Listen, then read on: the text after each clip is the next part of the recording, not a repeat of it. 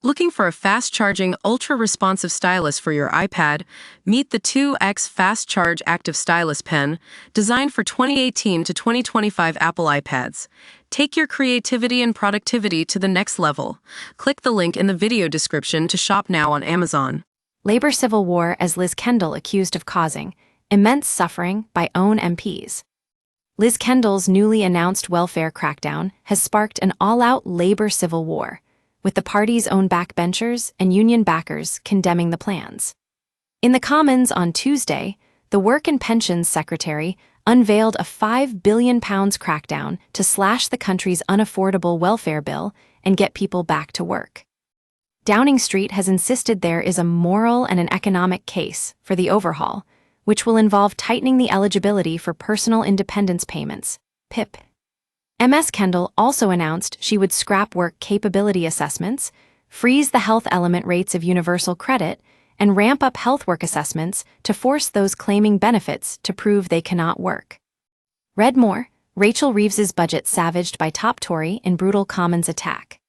A number of prominent names publicly blasted the plans in the Commons, including Debbie Abrahams, Ms. Kendall's predecessor as Labor's Department for Work and Pensions spokesman.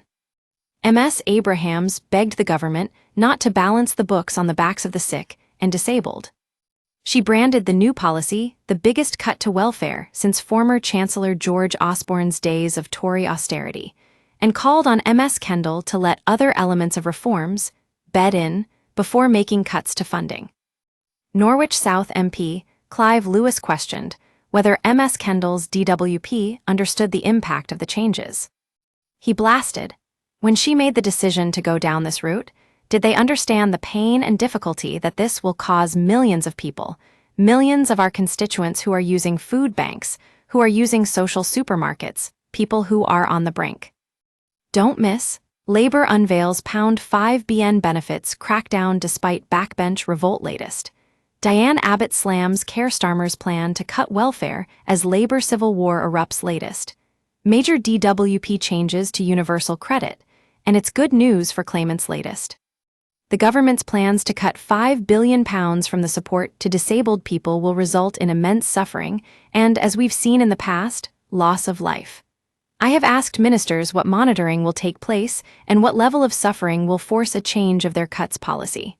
Pick Twitter.com/QHeckage6Foc.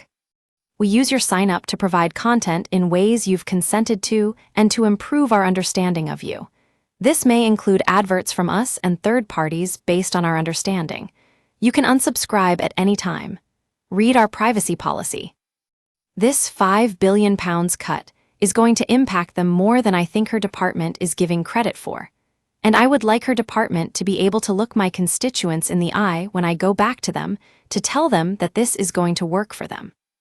Because as things stand, my constituents, my friends, my family are very angry about this, and they do not think this is the kind of action that a Labour government takes.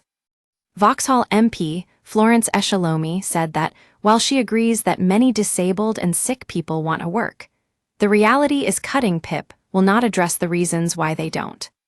She questioned, how hard is it going to be for disabled people in the workplace to try to get those employers to make those adjustments? Jeremy Corbyn's former shadow Chancellor John McDonnell warned that Labour's cuts will cause immense suffering.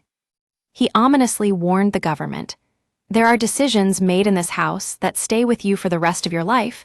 This is one of them." The reality is trying to find up to £5 billion worth of cuts by manipulating. By changing the PIP rules and criteria will result in immense suffering, and we've seen it in the past: loss of life. Unite, the UK's biggest union, has also intervened to warn the government off pitting the poorest against the poorest.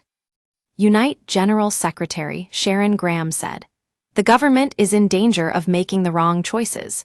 We must be protecting the most vulnerable in society and not pitting the poorest against the poorest." Before cutting benefits, the government should be introducing a wealth tax so that the very wealthiest in society begin paying their fair share.